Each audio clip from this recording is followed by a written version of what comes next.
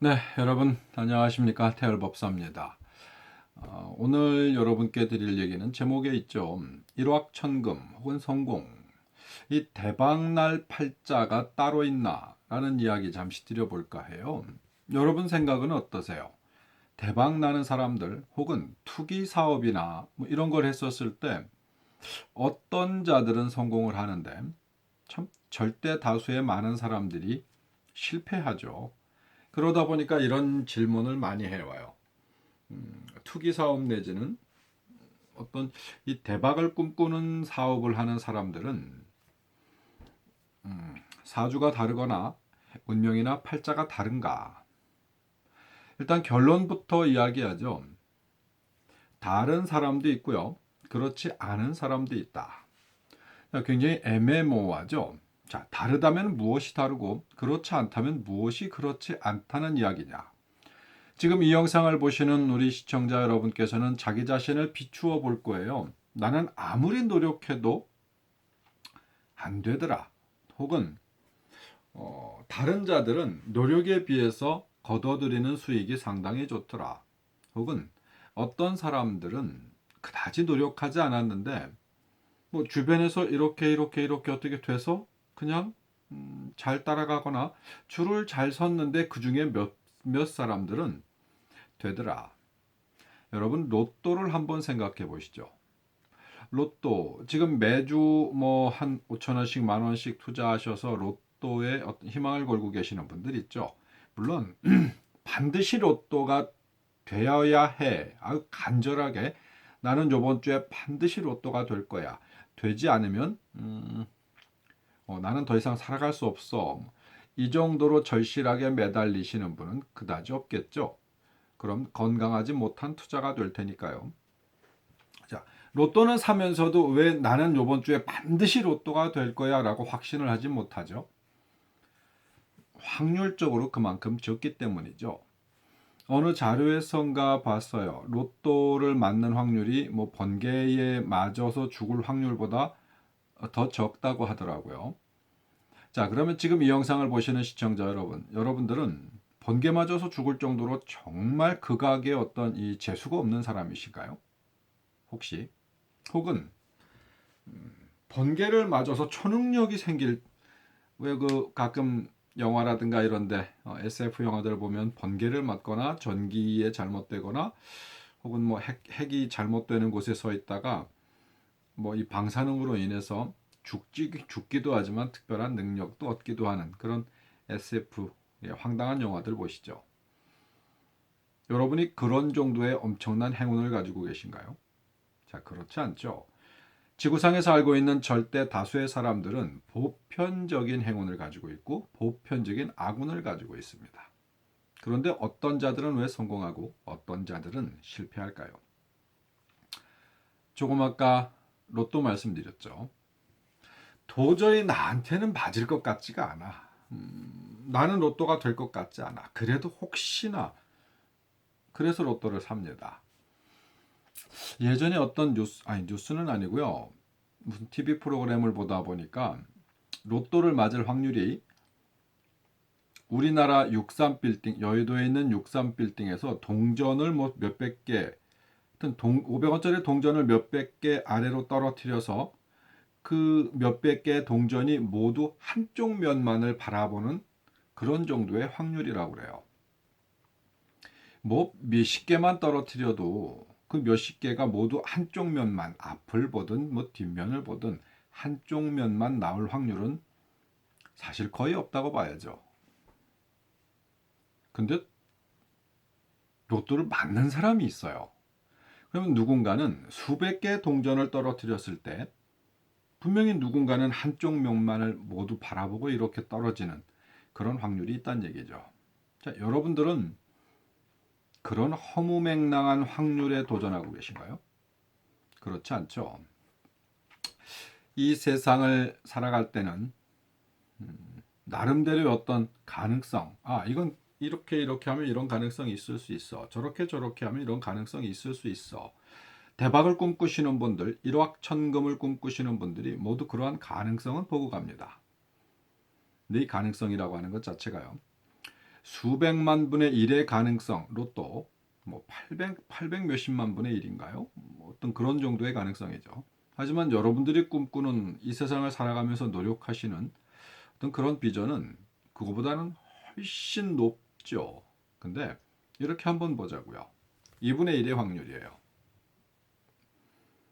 2분의 1의 확률.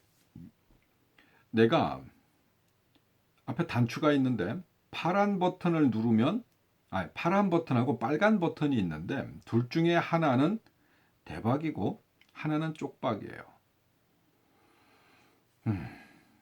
2분의 1 확률 매우 높죠. 근데 어떤 자는 그 2분의 1의 확률을 연속해서 계속 실패로 누르는 사람들이 있어요. 자, 그럼 2분의 1로 확률을 그렇게 특정하기 어렵죠. 나에게 어떠한 조건, 어떠한 이 사업 아이템 혹은 내 삶에 있어서 무언가를 선택해서 버튼을 눌렀어요. 자, 근데 꽝이 났어요. 자, 그에게는 2분의 1이 아니에요. 그냥 100% 꽝인 거죠. 김밥을 한 줄 썰었더니 뭐 그게 12조각이 났다. 12조각 중에 12조각을 다 먹어도 김밥 한 줄을 먹고 배가 부르기는 어렵습니다. 그냥 허기를 좀 달래는 거죠. 그 12조각을 다 먹어도 허기가 그냥 겨우 면해지는 정도인데 한 67조각 먹고 나머지 못 먹은 어떤 그런 확률이 아니에요. 되면 100%고 안 되면 0%인 거예요. 이런 일들이 굉장히 많습니다. 근데 문제는 버튼이 빨간색, 파란색 단 두 개만 있는 게 아니죠.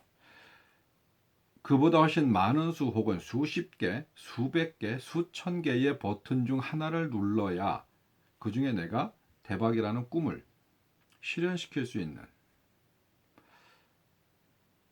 그런 사고 속에 혹은 그런 체계 속에 그런 환경 속에 여러분들은 놓여 있습니다. 물론 내가 꿈을 꿀 때는 될 확률이 훨씬 높으니까 여러분들이 뭔가를 투자도 하고 노력도 합니다. 근데 그건 여러분의 생각이죠. 이 세상의 생각을 같이 읽질 못하면 여러분들은 안 되는 곳에 더욱더 많은 희망을 품어요. 자,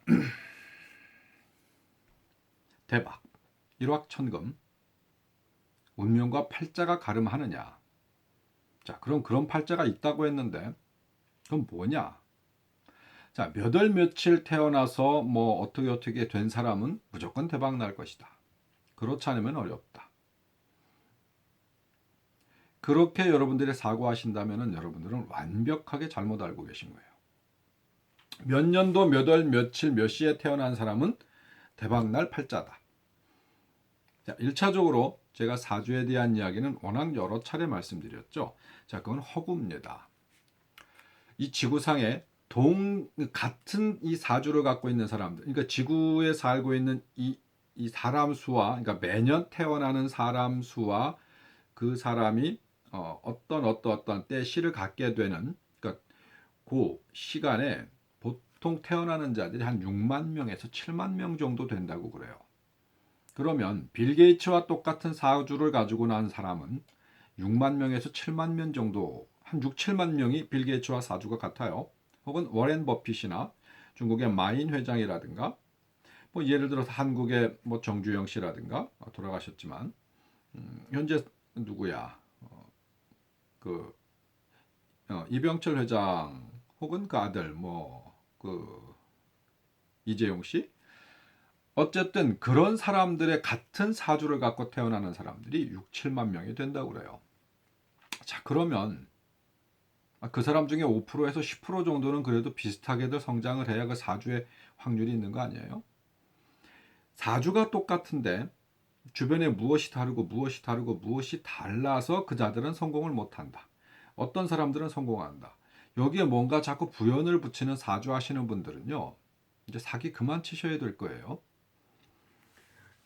사주가 가장 중요한 것이지, 거기에 뭐가 붙고 안 붙고 그거에 따라서 뭐가 달라진다고 하면 그 사주 중요성 없잖아요.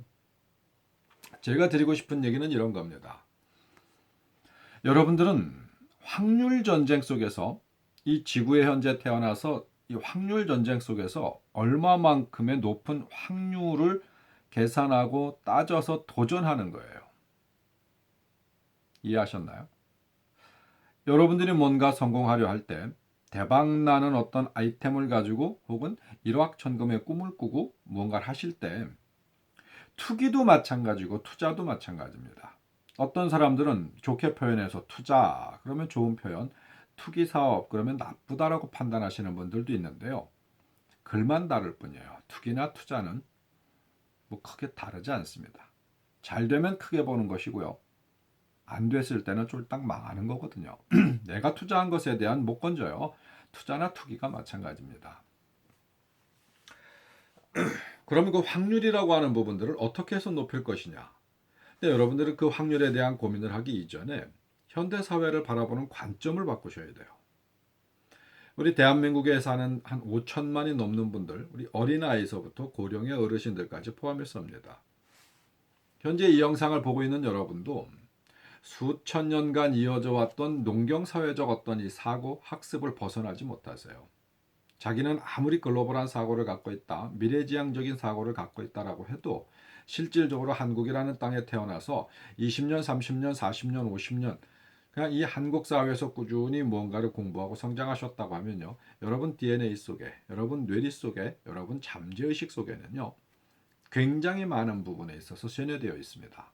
농경민적인 사고방식이죠.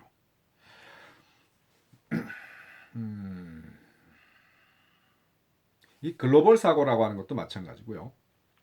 이 현대 사회는요. 아날로그에서 디지털화 되어 가고 있죠. 아날로그에서 디지털화 되어 가고 있는 현대 사회를 조금 더 객관적으로 냉정하게 바라볼 필요 있고요. 디지털이 완벽하게 디지털화 되어 가기 이전에 이 과거에는요. 아날로그 시대에서 디지털화 될 때는요. 아주 조금씩 변화했어요. 디지털화로. 해서 참 많은 부분들이 이제 디지털화 되어 있거든요. 하지만 그것도 업그레이드 되어 있는 중에 우리는 이제 이 생체 컴퓨터 시대에 벌써 꽤 많은 부분들이 발을 담그고 있어요.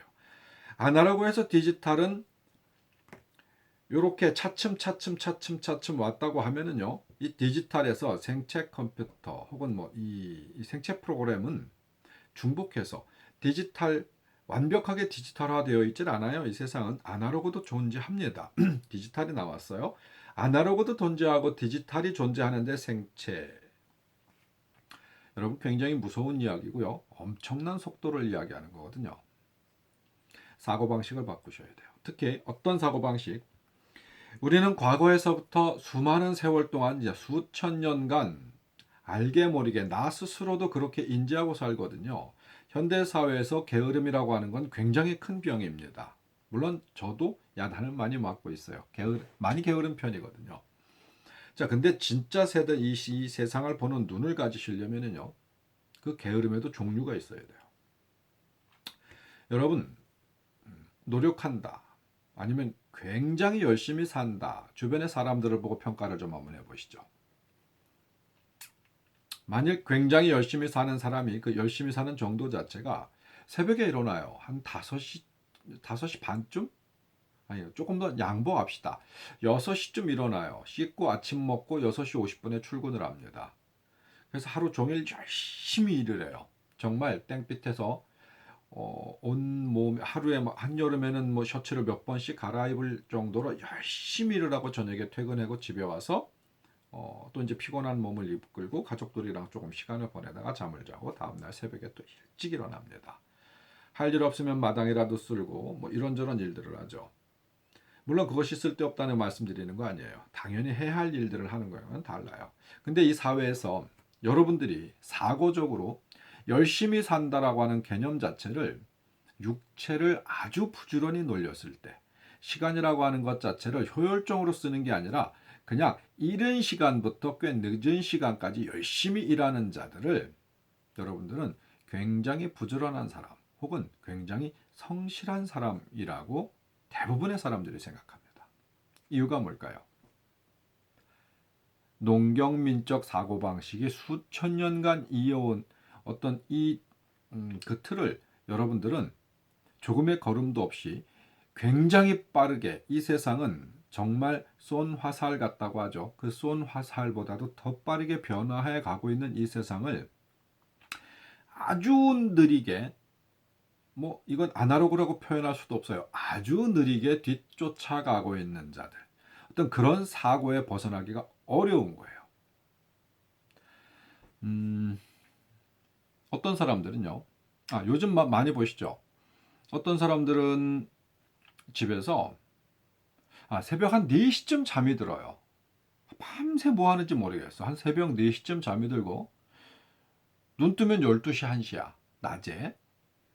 하품하면서 기지개 켜고 12시, 1시쯤 일어나가지고 그럼 뭐 대충 막 뭐 씻는 둥 마는 둥, 어쩌면 출근도 안 하는 사람도 있어요. 집에서 늦어가면서 컴퓨터 툭툭툭툭 두드리고 어디 전화 몇 군데 하고 또 그러면서 자기가 나름대로 자기 일을 굉장히 많이 해요.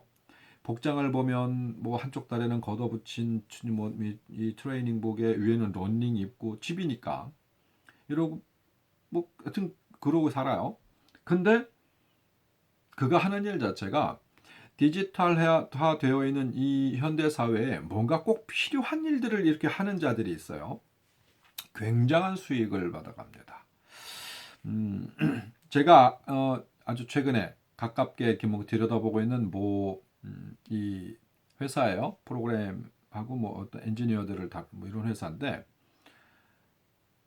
일반적으로 아주 열심히 공부해서 정말 이 좋은 대학 나와서 뭔가 이렇게 자기 스펙을 많이 쌓아놓은 사람들 월급 어저께 그 월급 얘기를 했거든요. 그랬더니 월급이 보통 뭐 한 300, 400 요 정도 선이에요. 근데 좀 전에 말씀드렸던 그 특이하게 사는 사람 그의 월급이 1,600만 원이래요. 출근도 잘 안 해요. 할 때 있고 안 할 때 있고 일하고 싶으면 하고 안 하고 싶으면 안 하더라고요. 프로그래머 뭐예요? 프로그래머 1,600만 원이래요. 근데 그런 사람들이 굉장히 많대요. 여러분 어떻게 생각하세요? 과연 과거에 누군가가 이렇게 산다고 했었으면요. 세상의 게으름 어떻게 말할 수 없는 게으른 자. 여러분 문화나 예술이 이제 돈이 되는 시대잖아요. 스포츠 물론 마찬가지죠. 근데 스포츠는 굉장히 많은 어떤 노동력, 훈련을 통해서 자기 가치를 인정받죠. 하지만 그 가치라고 하는 것 자체가 여러분 생각해 보세요. 아무리 인간의 노력이 많이 한다고 하더라도 다른 사람보다 3배, 4배, 5배를 할 수가 없어요, 노력은. 어떤 자는 하루에 12시간씩 노동을 한다고 쳐요. 그럼 누군가가 나는 2배 노동을 하겠어. 그럼 24시간 노동을 해요. 방법이 없죠. 24시간 노동할 수 없어요. 잠도 자야 되고 복기도 해야 되죠. 자, 그러면 그 노동의 가치를 어떻게 둘 것이냔 말이에요. 누군가가 스포츠를 한다, 야구를 한다, 축구를 한다, 뭘 한다. 국내에 있는 선수들도 마찬가지겠지만 어떤 시장성이 넓은 해외에 있는 선수들은 그 값어치가 뭐 연봉 몇백억에서 몇천억까지도 나가는 걸로 알고 있어요. 자, 노력이라고 하는 것과 이것을 벌어들이는 수익에 대한 갭 차이는 어마어마하죠. 문화예술계 종사자들도 마찬가지입니다. 과거에는요, 문화예술이라고 하는 것 자체는 밥벌이가 되는 일이 아니었었어요. 하지만 현재는 그들만큼 많이 벌고 있는 자들도 드물어요. 그렇죠? 물론 그런 자들만 이 세상을 존재하는 건 아닙니다. 이 세상에는 문화예술 혹은 스포츠맨들이 굉장히 많은 큰 이익을 얻고는 있지만 그들보다 훨씬 더 많은 이익을 얻고 있는 자들이 있어요. 경제 활동을 하는 자들 중에서. 근데 과연 그 경제 활동을 하는 자들이 여러분과 같은 사고, 여러분과 같은 어떤 그런 생각 속에서 똑같이 경쟁할까요? 그들의 사고는요, 벗어났다는 얘기예요. 농경민족 어떤 이 사고방식, 수천 년간 여러분 머릿속에 세뇌되어 있었던 사고방식이 벗어나 있는 자들이에요. 그들은 세상을 보는 눈이 달라요. 글로벌한 시대에 뒤쫓아 따라갈 줄 압니다. 디지털화되어 있는 세상을 들여다볼 줄 압니다. 또 더 크게 변화하는 세상을 대략 짐작을 할 줄 압니다.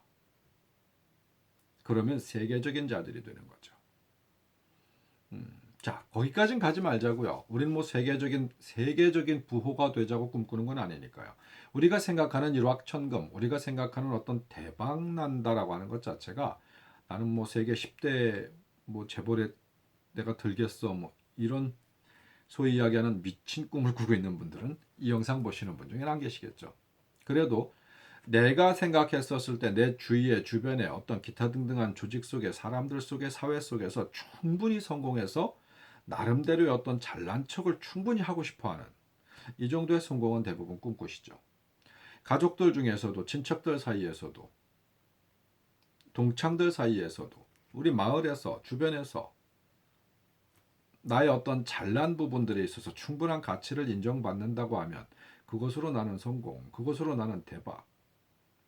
그런 분들 많이 계시죠. 근데 여러분들의 사고를 한번 생각해 보십시오. 똑같은 걸 가지고도 마찬가지예요. 사고를 한번 생각해 보세요. 제가 우스갯소리로 그냥 이건 여담일 수도 있습니다. 베트남에 굉장히 조그마한 호프집이 있다고 그래요. 베트남에 이거 실제 이야기예요. 오늘 제가 잠시 만나서 차 한 잔을 마셨던 지인한테 들은 얘기입니다. 지금 베트남에 가서 사업을 하고 있어요. 정말 작은 호프예요. 우리나라 돈으로 그 호프집 그 정도 이 베트남에서 그 정도 이렇게 하려고 하면 한 300만 원 정도면은 그 정도를 충분히 하겠대요. 실제로 한 300만 원 정도면 건물 얻고 시설하고 정말 허름하다 합니다. 근데 그 호프집에서 한국 돈으로 자기가 봤었을 때 평균 하루에 2, 30만 원 정도의 수익이 나더래요. 한국 돈으로. 여러분 어떻게 생각하세요? 베트남에서 한국 돈으로 2, 30만 원 정도의 수익이 나는 현지 굉장히 허름한 가게. 자, 자기는 베트남에 넘어가서 꽤 많은 돈을 투자해서 한국 사람이니까 많은 돈을 투자해서 무언가를 해요. 지금. 근데 다음 달쯤 됐을 때 손익분기점이 대략 올 것 같대요. 지금 한 달에 100만 원 정도 수익이 난다 그래요. 현재. 근데 수익이 투자되는 돈에 비해서는 수익이라고 볼 수는 없죠. 이익이고 영업을 해서. 자, 현지에 가갖고 몇몇 상황들을 이렇게 보면서 당황스러운 면들을 상당히 많이 접한다고 그래요. 내가 왜 이렇게 이런 데다 돈을 많이 처발랐지? 내가 이렇게까지 투자할 일이 있었나? 저 또 다른 아는 지인이 베트남과 캄보디아에 가 있어요. 근데 한국 사회에서 소위 이야기하면 너무너무 심하게 망해가지고 절망 속에서 글로 갔어요. 베트남과 캄보디아로. 한국에 있을 수 있는 이 상황이 안 되다 보니까 도피하듯이 갔어요. 빈손으로 갔죠. 거의 빈손으로. 근데 거길 가가지고 상당한 돈벌이를 하고 있어요. 여러분 어떻게 생각하세요? 우스운소리 한마디 드릴까요? 우리 한국 사회에서 이게 요즘 날씨 그렇죠. 많이 있겠다. 요즘은 모르겠다. 몇 년 전만 해도 참 눈에 많이 띄었는데 왜 그 트럭 갖고 다니면서 뒤에 이렇게 이 전기구이 통닭 파시는 분 두 마리에 10,000원인가 뭐 9,000원인가 이렇게 파는 차들을 꽤 많이 봤어요. 두 마리에 9,000원 했던 것 같아요. 전기구이 통닭. 베트남에서 엄청난 돈을 벌고 있어요.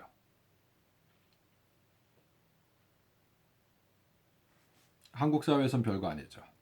거기서 엄청난 돈을 벌고 있어요. 뭐 대략 듣기로는 한 달에 1,000만 원 이상의 순수익을 번다고 그래요. 여러분, 일확천금, 대박, 성공, 기준을 뭐라고 생각하세요? 물론 거기 가서 전기구이 통닭을 하라는 얘기가 아니에요. 사고의 관점, 여러분들이 뭔가 지금 하고 있는 부분에 있어서 과연 경쟁력을 갖출 수 있는가? 내가 충분한 어떤 이 변화되는 시대에 내가 충분히 거기에 보조를 맞춰가고 있는가? 현실에 적응하는가? 이 현실이라고 하는 것. 현대인들이 정신질환이 굉장히 많다고 합니다. 근데 어떤 학자가 이런 이야기를 하더라고요. 제가 굉장히 공감이 갔어요. 현대인들이 정신질환이 많은 이유는 당연하다라고 얘기를 해요. 왜? 우리의 육체는 수십만 년, 수백만 년간 정말 뭐 만년, 2만 년이 지나도 약간의 진화, 조금의 변화만 생길 뿐이죠. 우리의 육체는 수십만 년 전에 살던 사람이나 뭐 수백만 년 전에 살던 사람이나 그 육체는 비슷해요. 뭐 뇌의 용량이 조금 변하고 뭐 손발 차이, 뭐 털이 조금 더 빠지고 뭐 어떤 이런 정도의 변화는 있을지 몰라도 육체는 거의 비슷하답니다. 근데 머리, 정신은 갑자기 엄청난 발전을 했어요. 그것도 몇백 년 안에. 몇백 년 동안 수백만 년 동안 진화에 조금씩 변화하던 뇌가 막 순식간에, 더군다나 최근 200년 산업혁명이 일어나고 현재 이 시점까지 정말 쏜 화살보다 더 빠르게 세상은 변화하고 있고 거기에 적응해 나가는 사람들. 근데 우리 보편적인 사람들은요, 적응이 아니라 강제로 몰리고 있거든요. 이 세상에 태어났기 때문에 그냥 당한 거예요. 노출된 거예요. 그렇게 빠르게 변화하는 세상에 여러분들이 노출됐어요. 육체와 정신은 거기에 맞춰서 밸런스가 안 맞아요. 육체는 수백만 년 전 몸, 정신은 아주 초고대 현대화되어 있는 어떤 그런 정신. 그러니까 육체와 정신이 정확하게 매칭되기가 어렵다. 그래서 참 많은 사람들이 어떤 원인을 알 수 없는 정신질환에 시달린다. 이런 얘기를 들었습니다. 또 그 WTO인가요? 세계보건기구에서 그런 얘기도 많이 학술적으로 이렇게 증빙한 것 같아요. 현대인들은 거의 누구나 다 정신질환 몇 가지는 앓고 있대요. 몇 가지. 누구나 다. 지금 이 영상을 보시는 여러분도 어떠한 형태든 정신질환을 앓고 있는 겁니다. 자, 그럼 도대체 성공하는 사람 일확천금 얘기를 해놓고 왜 자꾸 딴 얘기만 열심히 하느냐? 여러분들의 사고가 변화하지 않는다면 운수고 지랄이고 아무리 좋아도 내 것이 될 수 없어요. 자, 이제 무당으로서 여러분께 얘기 몇 마디 드리죠. 사람의 운명이라고 하는 것 자체는 주기라는 게 있어요. 주기. 리듬이라는 게 있어요.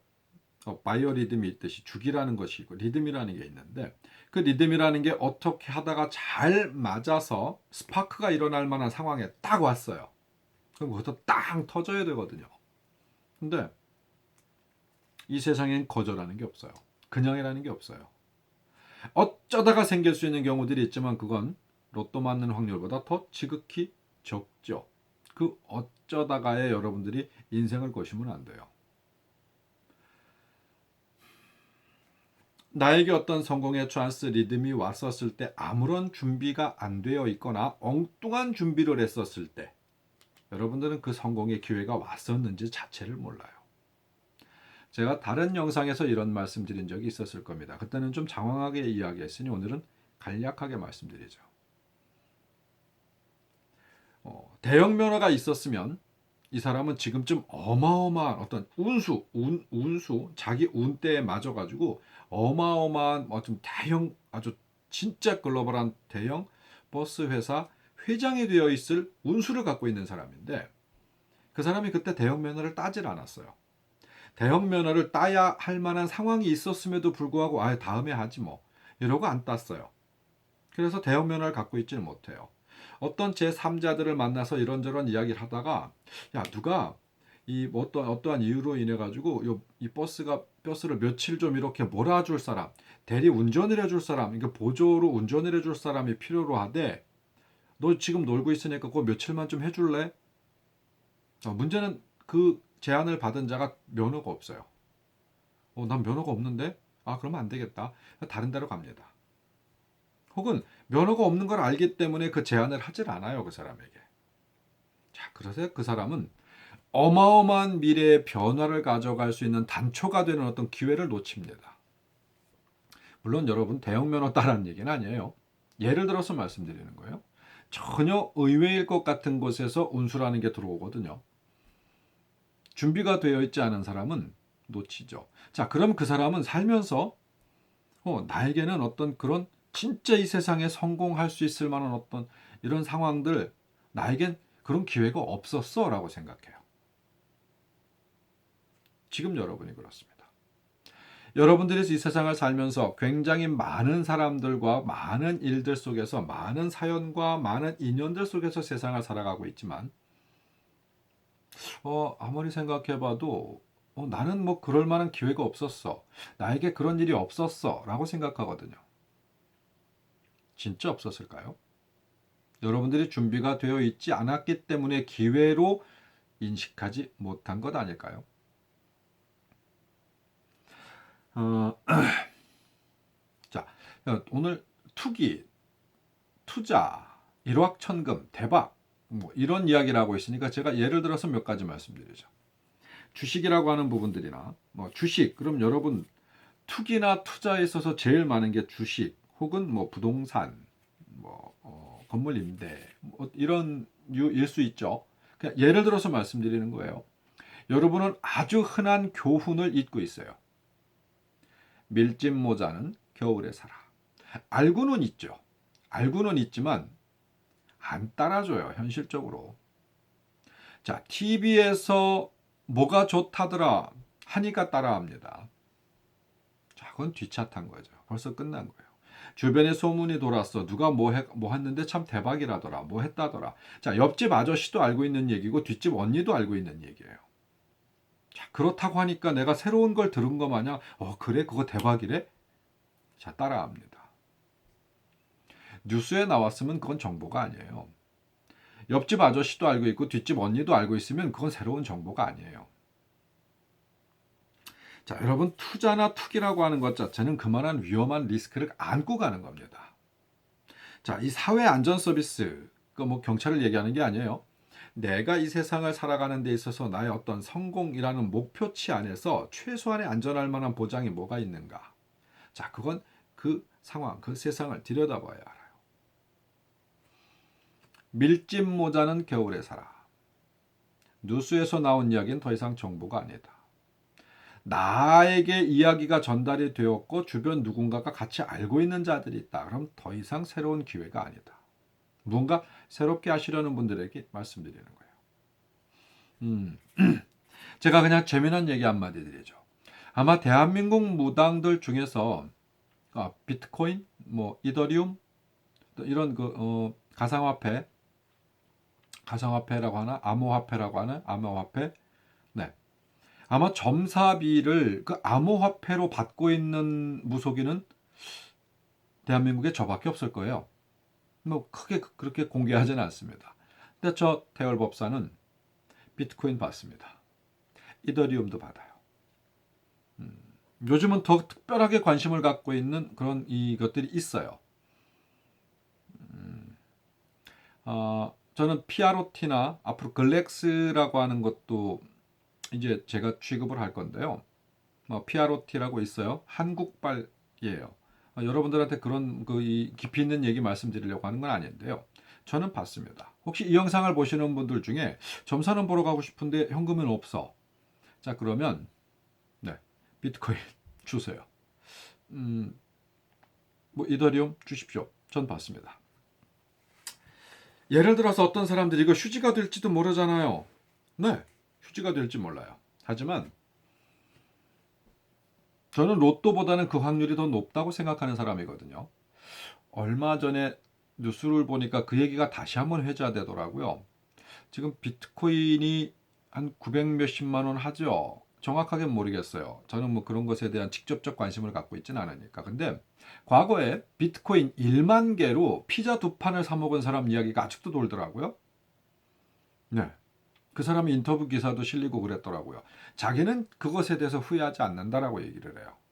자꾸 그걸 생각해봤자 이득이 될 게 없다. 굉장히 쿨한 사람이죠. 근데 진짜 속마음은 그럴지 모르겠어요.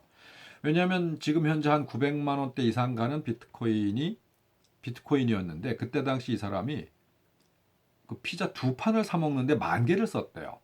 그러니까 그게 현재 무슨 금액으로 따지니까 뭐 900 몇십억, 하여튼 1,000억 가까이가 되는 그 정도 환산할 수 있는 금액이더라고요. 그 피자 2판에 썼으니까 뭐 몇 년 안 돼요. 뭐 8년인가 9년인가 밖에 안 돼요. 과연 그가 후회하지 않을까요? 후회하지 않으려고 노력하는 건 굉장히 좋은 사고입니다. 근데 저 같으면 속상해서 미칠 것 같아요, 아마. 여러분들이 세상을 보는 눈은 내가 뭔가를 투자했었을 때 되돌아올 수 내가 현재 최소한 지켜야 할 것들을 지킬 수 있는 한도 내에서 투자하시는 거예요. 제 주변에 투자를 참 잘하시는 선배님들이 있습니다. 근데 그 선배님들에겐 철칙이 있어요. 첫째, 자기 직장은 절대로 그만두지 않는다. 두 번째, 잃어도 후회하지 않을 만큼만 투자한다. 충청남도 공주에 계시는 선배님이세요. 한 몇 분이 이렇게 모여 계시거든요. 그분들은 직장은 그만두지 않는다.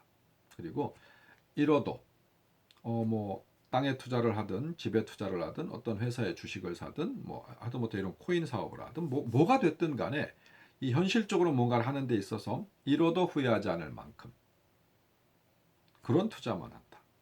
굉장히 똑똑하다고 생각합니다. 그런 분들은 또 실패가 거의 없어요. 자, 여러분 오늘 대을법사의 어떤 성공하는 사주 따로 있나 뭐 이런 이야기하는 중에 지금 이렇게 주저리 드린 이야기는요. 여러분 한 번쯤 고민하시기 바라요. 이 현대 사회에서 여러분들은 경쟁해야 될 자들이 경쟁을 해야 할 것들이 어마어마하게 많습니다. 어마어마하게 많아요. 우스운 얘기 한마디 더 드리죠. 제가 알고 있는 그 소위 이야기하는 이 사회에서 형님 소리 듣는 사람들 있잖아요. 이렇게 그 도화지가 모자라서 이렇게 몸에 그림도 그리고 이런 그런 친구들 중에서 젊은 친구들이 한국에서 사고를 쳐가지고 있기가 불편해서 캄보디아를 넘어갔대요. 근데 한국에 있는 사람들이 이렇게 선배들이나 주변 친구들이 처음에는 이렇게 체류 비용을 좀 보내주다가 그 친구들도 어려워져 갖고 못 보내줬다고 그래요. 그래서 진짜 죽을 것 같다 이대로는 굶어 죽을지도 모르겠다 살려달라. 한국에 있는 한 선배가 야 나도 죽을 것 같아. 너희들한테 뭔가 해주기가 힘들어.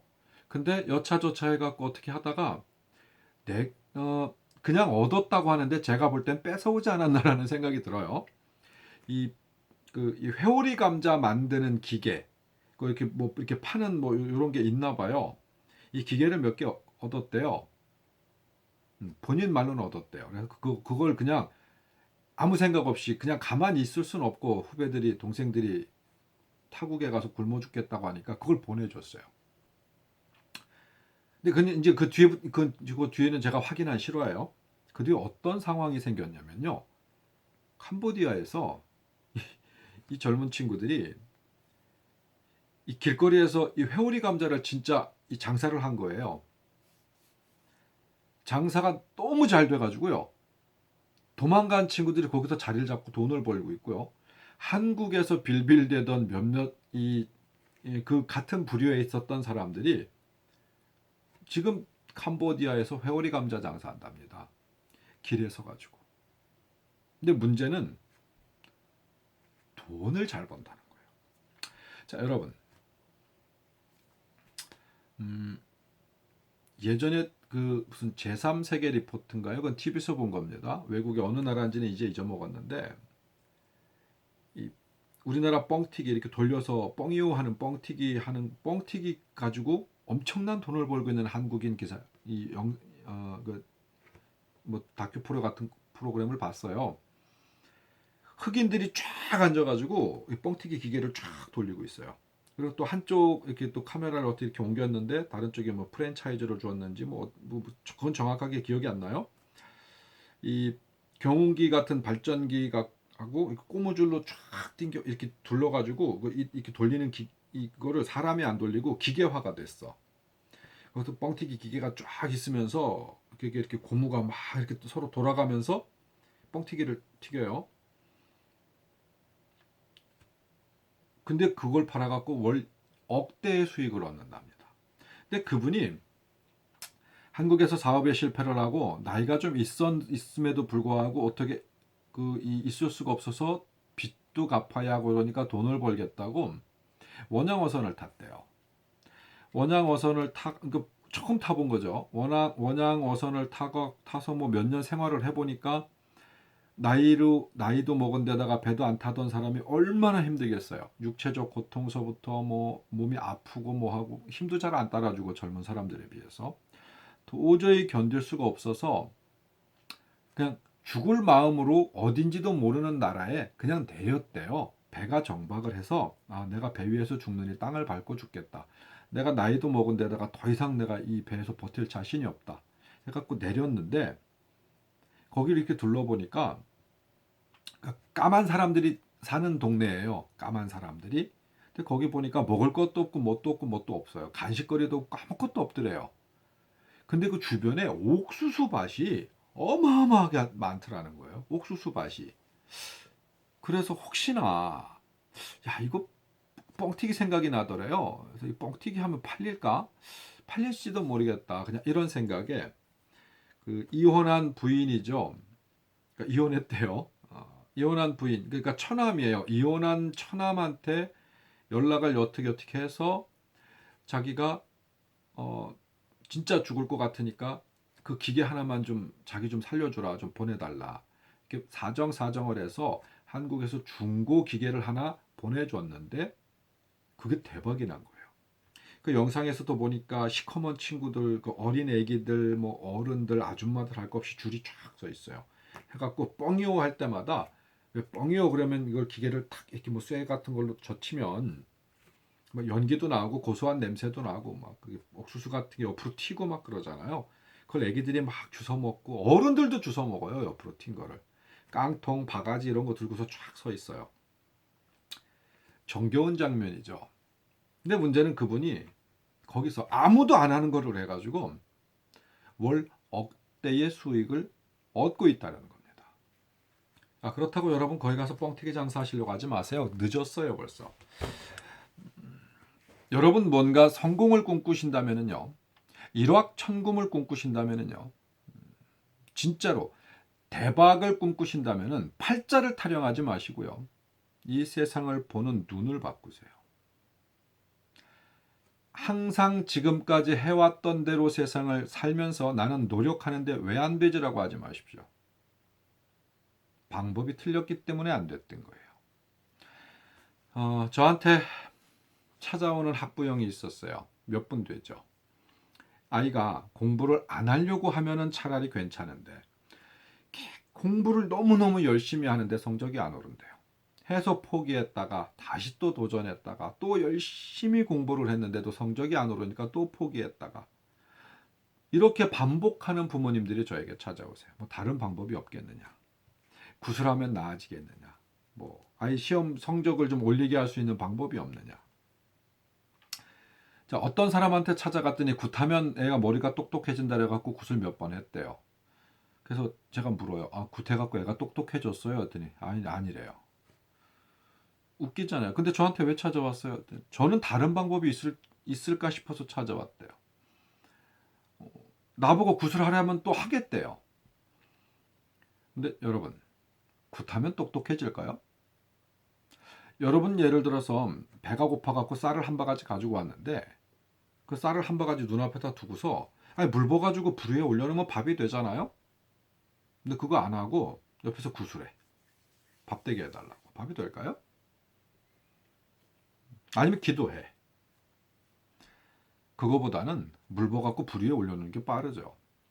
공부라는 게 그렇습니다. 지금 아이들을 상황을 물어보니까 지금 조금 아까 드린 얘기 그대로예요. 정말 열심히 공부합니다. 아이가. 학교 갔다 와도 책상에 앉아가지고 밤늦게까지 공부하고 또 자고 새벽에 일찍 일어나서 공부 좀 하다가 학교를 가고 학교에서도 수업 시간에 열심히 수업을 듣고 그런데 성적이 그다지 안 오른대요. 그래서 포기했다가 또 다시 시작하고 포기했다가 또 다시 시작하고 제가 그 부모에게 그 아이들에게 이렇게 이야기합니다. 방법을 바꾸라고요. 아니 지금까지 계속 여러 번 실패했던 방식으로 다시 공부를 그게 될까요?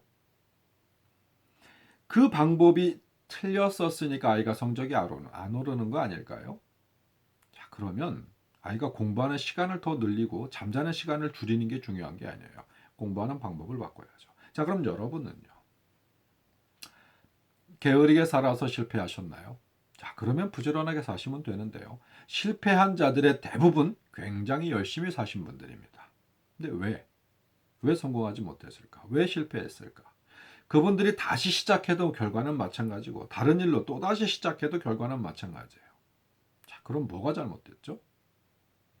방법이 잘못됐죠. 그럼 방법을 바꿔야죠. 이 시대를 보는 눈이 길러져야죠. 이해하시나요? 여러분들은 팔자를 타령할 게 아니에요. 방법을 바꾸셔야 합니다. 자, 그럼 방법을 어떻게 바꿀 거야? 라고 이야기하면 제가 모든 사람들에게 공통적으로 어떻게 세미될 수 있을 만한 방법을 이 자리에서 알려드리진 못해요. 근데 절 찾아오신 분들 중에 아마 지금 이 영상 보고 계시는 분들이 거의 다수일 거라고 생각합니다. 그분들한테 맞는 어떤 이런 것들은 이 비전에 대한 전달을 꽤 했어요. 근데 문제는 제 얘기를 듣고 고개를 끄덕끄덕하고 집에 가갖고는 안 한다는 거예요. 아, 그러면 되겠구나.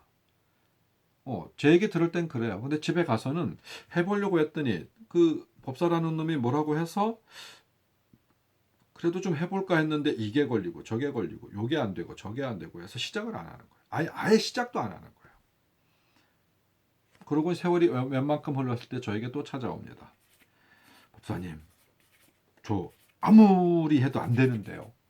그래서 그때 이렇게 하셨어요? 뭐 이렇게 하셨어요? 이렇게 하셨어요? 그러면 아니요. 제가 이 말씀은 좀 당당하게 드릴 수 있겠네요. 몇몇 분들은요, 제가 시키는 대로 하셨어요. 이 영상을 보고 계시는 분들 중에 몇몇 분들은 거기에 해당되시는 분 있으실 겁니다. 이렇게 좀 해보실래요? 아니면 이 사업을 이렇게 해보실래요? 저렇게 해보실래요? 기간을 이렇게 해보실래요? 요때까지 잠깐 쉬셨다가 요때 이렇게 해보실래요? 라고 드린 이야기 중에 거의 철저하게 따르셨던 분들이 있어요. 100%라고 말씀드리기는 어렵습니다. 제가 100%의 적중률을 갖고 있는 그런 대단한 존재는 아니거든요. 하지만 그렇게 조언을 드렸던 분들 중에 그렇게 또 따라주신 분들 중에 거의 참 많은 부분들이 거의 다수가 본인이 원하는 삶을 가고 있어요. 그래서 저에게 나름대로 칭찬을 해주시고 고마움의 표시를 자주 해주시는 분들이 여러분 있습니다. 자, 성공하는 사람, 일확천금, 투자, 투기, 대박날 팔자가 있는 사람들이 따로 있는 게 아니고요. 누군가에게 어떤 조언을 들었었을 때 진짜 들어야 할 조언은 귓등으로 듣고 절대 믿지 말아야 할 만한 이야기들을 계속 아주 가슴속에 꼭 간직해서 사고를 치시는 분들.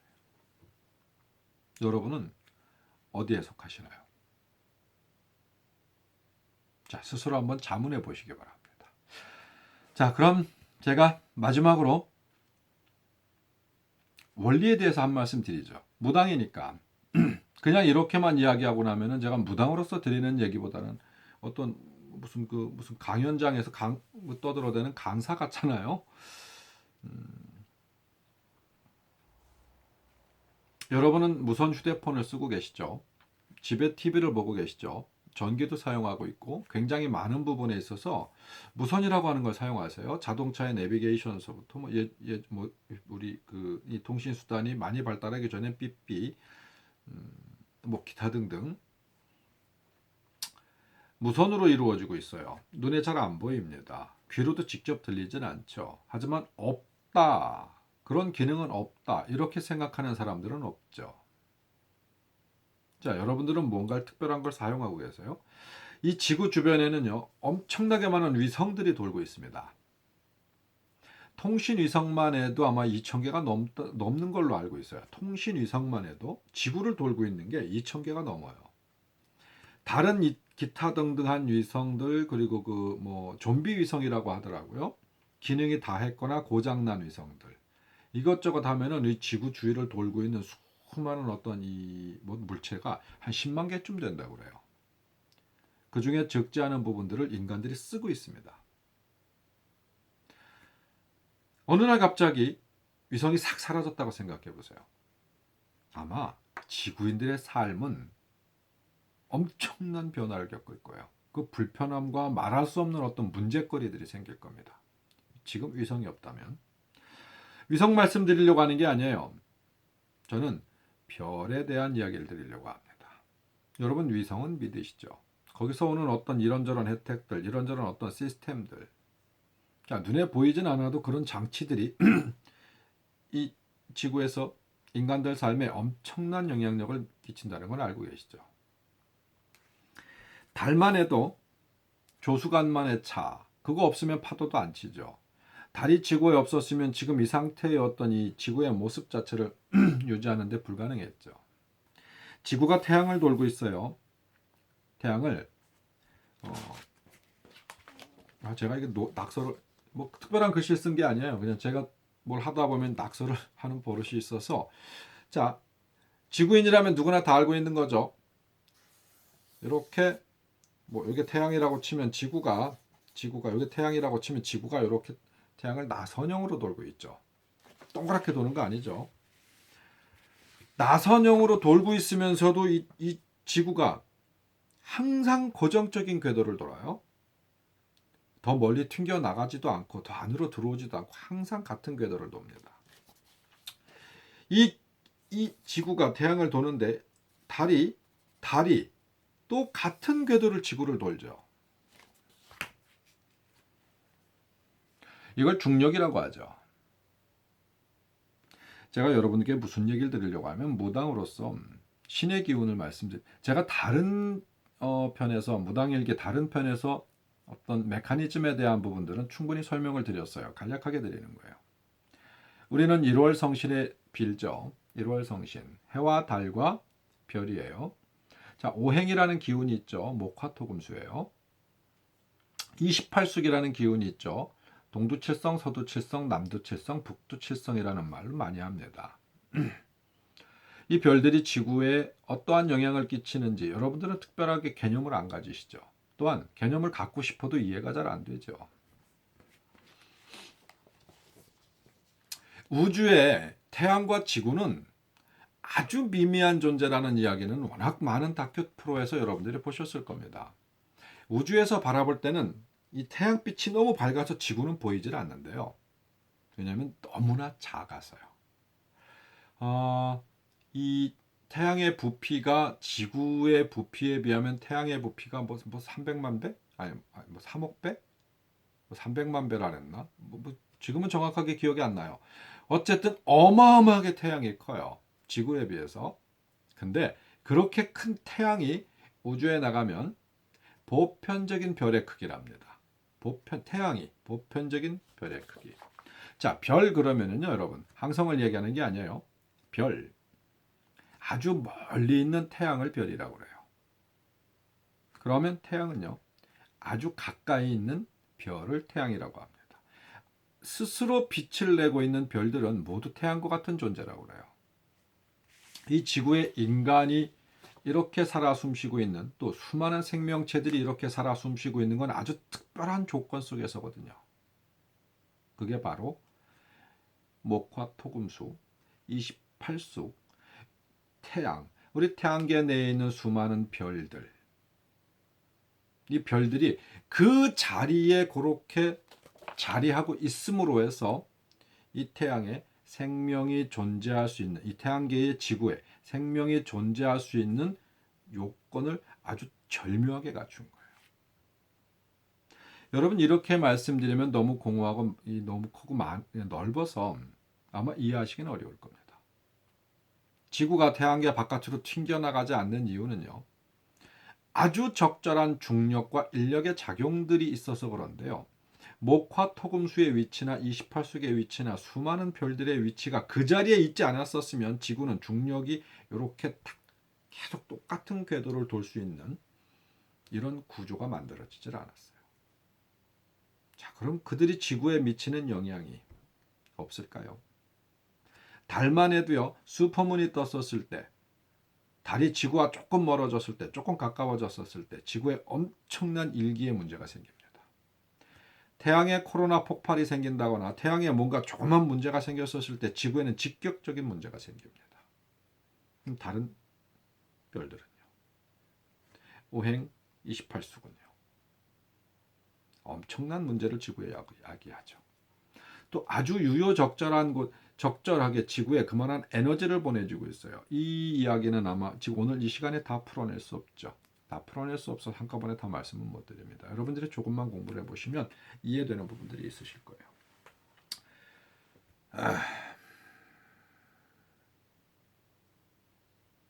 이 대박날 팔자와 우주와 1월 성신과 지구의 자전과 공전이 무슨 어떤 이유가 있느냐? 네, 있습니다. 인간 삶 자체는 그 범주를 벗어날 수가 없어요. 여러분들은 똑같은 햇빛을 받고 있고 우주의 똑같은 기운을 받고 있습니다. 아주 작은 차이점은 있죠. 1년 365일 자시부터 해시까지 조금씩 차이는 있지만 그 차이라는 게 엄청난 미래를 만들어내지 않습니다. 무엇이 여러분들에게 엄청난 미래를 만들어놨느냐? 첫째는 조건이에요. 하지만 아주 특별한 조건을 갖고 태어나는 자는 있습니다. 불행하게도 여러분이나 제가 아닌 것이요. 특별하다라고 하는 것은 좋게 특별할 수도 있고요. 좋지 않게 특별할 수도 있어요. 아주 최악의 조건을 가진 존재도 있고요. 최상의 조건을 가진 존재도 있습니다. 근데 그 0.1%도 안 돼요. 이 지구의 0.1%의 인간들을 빼도요. 이 지구는 0.1, 0.1 빼면 99.8% 정도가 보편적인 자들이 있어요. 그 보편적인 자들 중에서도 성공하는 자가 나옵니다. 그게 바로 여러분일 수 있습니다. 관점을 바꾸십시오. 세상을 보는 눈을 사고를 바꾸십시오. 그리고 저희 같은 사람들을 찾아서 운때가 도는 시기를 확인하십시오. 그리고 무엇을 준비하고 있어야 되는지에 대한 부분들을 고민하십시오. 혹은 여러분이 어떠한 특성을 가지고 있는지, 무엇을 준비하고 있는지에 대한 그런 학습과 나눔을 가져보십시오. 로또를 사는 것보다 훨씬 빠른 혹은 훨씬 확률이 높은 어떤 그런 성공이라고 하는 것, 대박이라고 하는 것에 가까워지실 수 있을 겁니다. 이게 어떤 일기 혹은 이 별의 운행, 뭐 기타 등등한 어떤 다른 어떤 이 기원적 부분에 대한 이야기를 드린다고 하면 시리즈로 뭐 한 20화, 30화 정도는 해야 여러분께 강의 비슷하게 혹은 어떤 이 지식적인 부분, 무속인들이 무조건적인 어떤 이 신의 영역을 우기는 것이 아니라 과학적 이러이러이러한 어떤 논리로 무언가를 이렇게 증빙할 수 있는 부분들도 있다라는 말씀 드릴 수도 있을 것 같은데 그러기엔 너무 깊이 가는 것 같아요. 그래도 맛배기로 이것도 조금 저것도 조금 이것도 조금 다 건드려 봤습니다. 자, 이제 학습은 여러분들이 하시고 깨달음도 여러분들의 몫으로 돌려드릴게요. 자, 마무리하죠.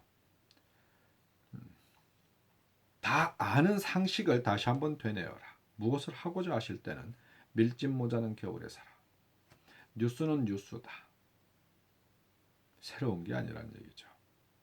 사고를 바꿔라. 농경민적 사고는 이제 그만 버려라. 현대는 화살보다 빨리 변화하고 달려가는 세대다. 거기에 여러분들이 사고를 맞추지 못한다면 항상 뒤처질 수밖에 없고 뒤처지다 보면 어쩌다 한 번씩 얻어 걸리는 어떤 좋은 운수가 있을 수도 있지만 확률은 달리는 것보다 못하다. 아날로그 세대 이제 버려라. 디지털 세대에 적응하되 앞으로 디지털보다 더 발전하는 어떤 이 생체 리듬, 생체 컴퓨터 어떤 이런 시대에도 인정해라. 내가 모른다고 없는 게 아니다. 내가 모른다고 안 되는 게 아니다. 내가 모른다고 아닌 게 아니다. 내가 모를 뿐이다.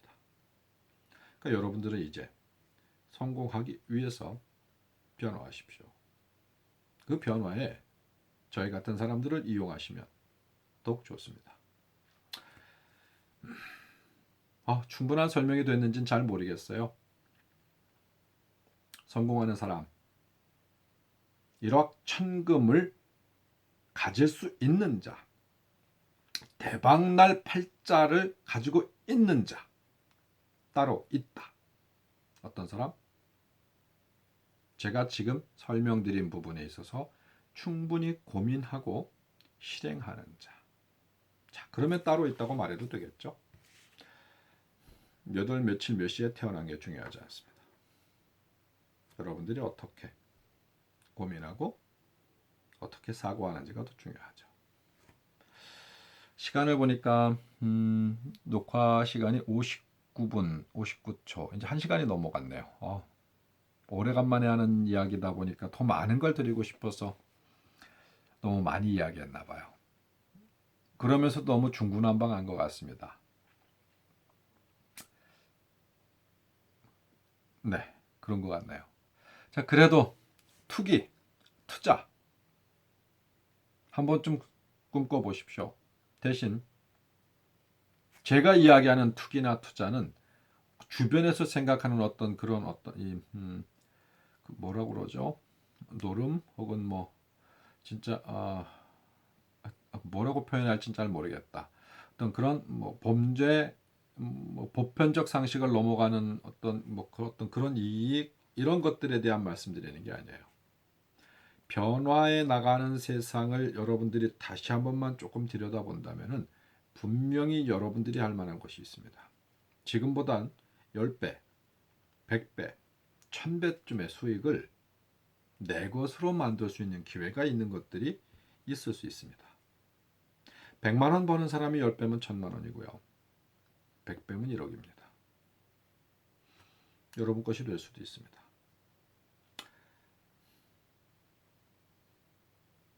실패할 수도 있고요. 텔법사였습니다. 다음 시간에는 조금 더 무당 같은 이야기, 무당이 할 만한 이야기 생각해 볼게요. 저한테 질문을 주셨던 분들이 여러 분 계신데 답이 됐는지 모르겠네요. 성공하는 사람, 대박날 사람들은 팔자가 따로 있나? 답이 되었었으면 좋겠습니다. 자, 고맙습니다.